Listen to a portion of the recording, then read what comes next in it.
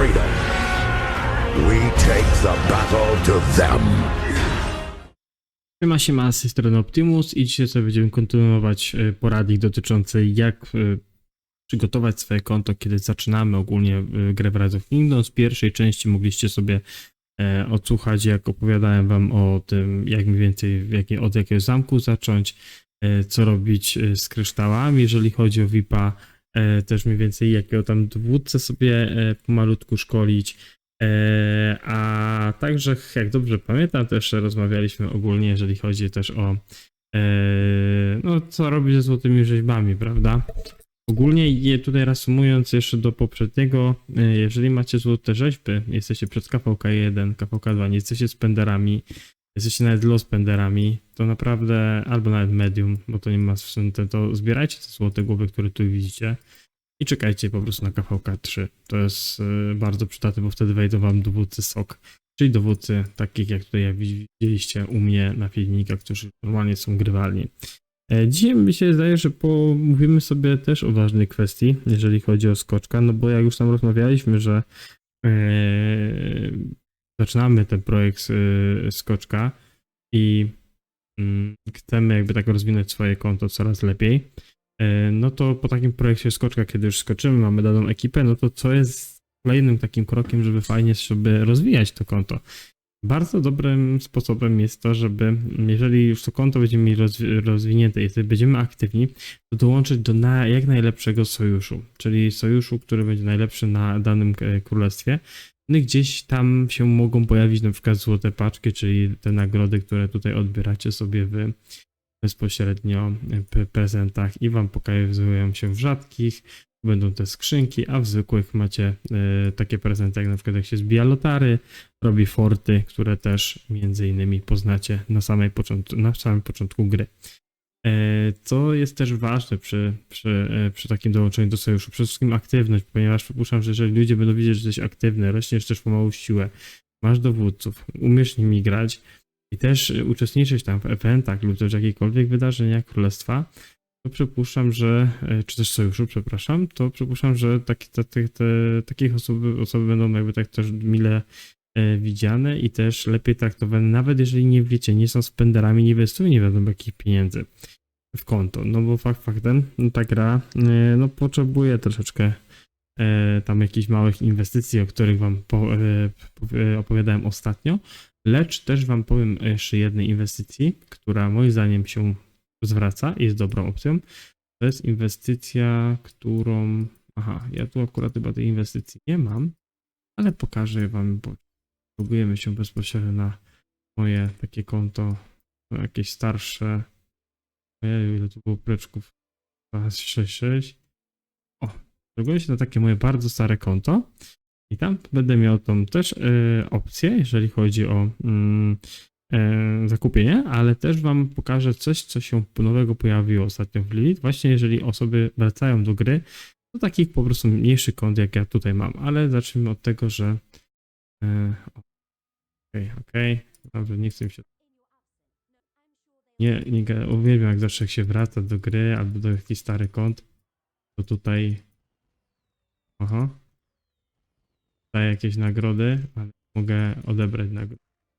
Czyli klasyk. Okej, tak, dziękuję, widzę, że moi ludzie są... O. Tak, widzę. Super. O. I ponownie. A wszystkie budynki zostały do poziomu tego? Gdzie to wszystko? Jak to się pozmieniało? No, czekajcie. Jezusia? Coś, co w ogóle nie miałem jakby tak rozwinięte, to mi wszystko wraca. Ciekawe. Fajnie, że coś takiego mogę wam tu nagrać, zaraz pokazać.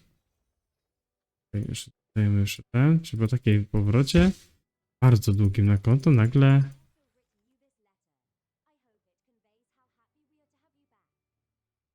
Aha. Warunki.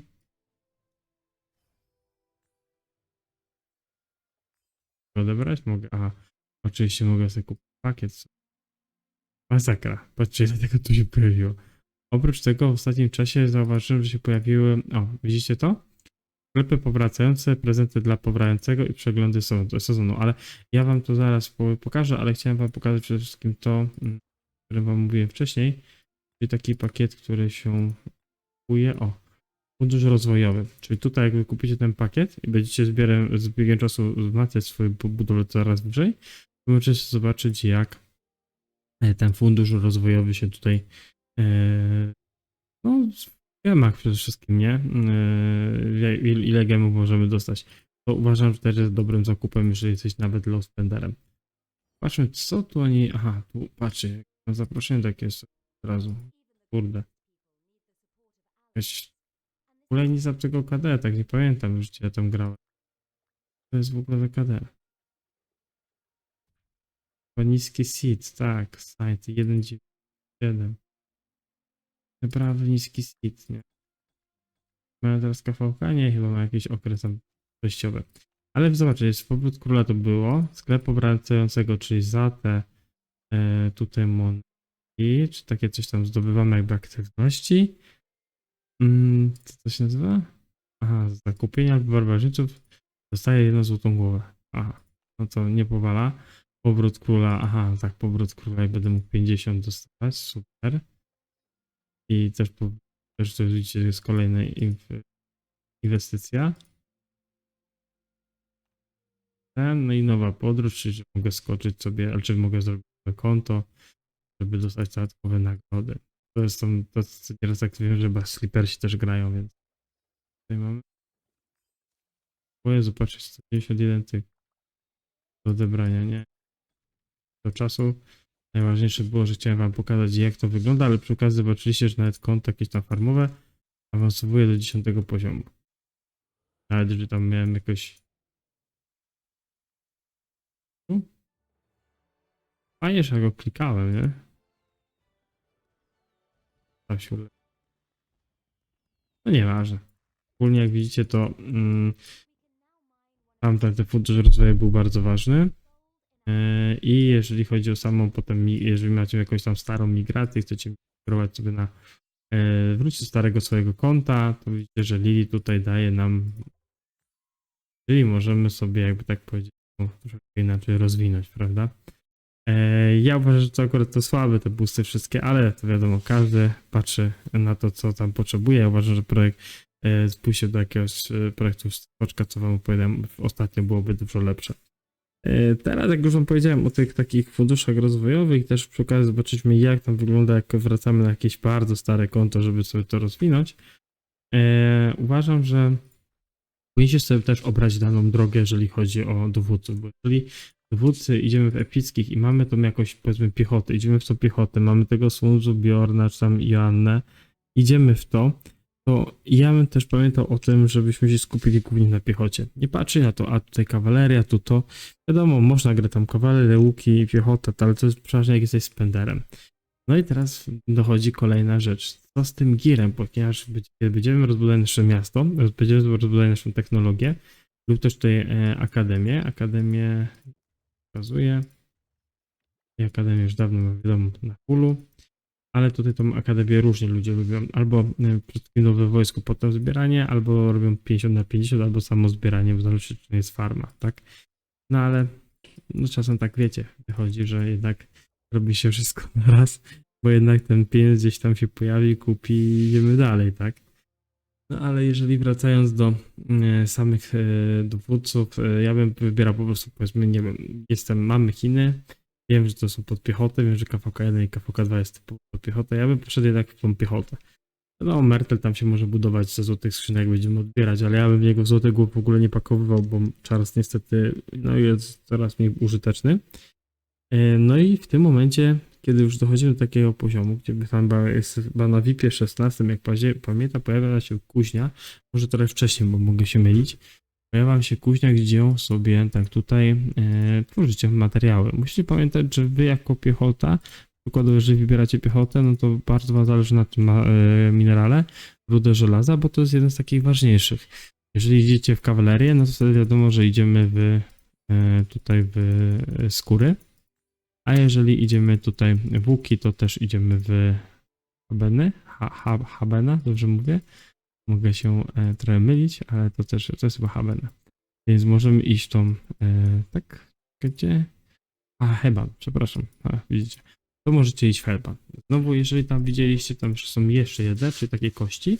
Te kości się dropi też barbarzyńców na KVK, przed KVK. One wam dają możliwość rozbudowania sobie za friko, na przykład tam, znaczy za friko oczywiście idzie nam gold. Takich tutaj materiałów, tu wam pokażę.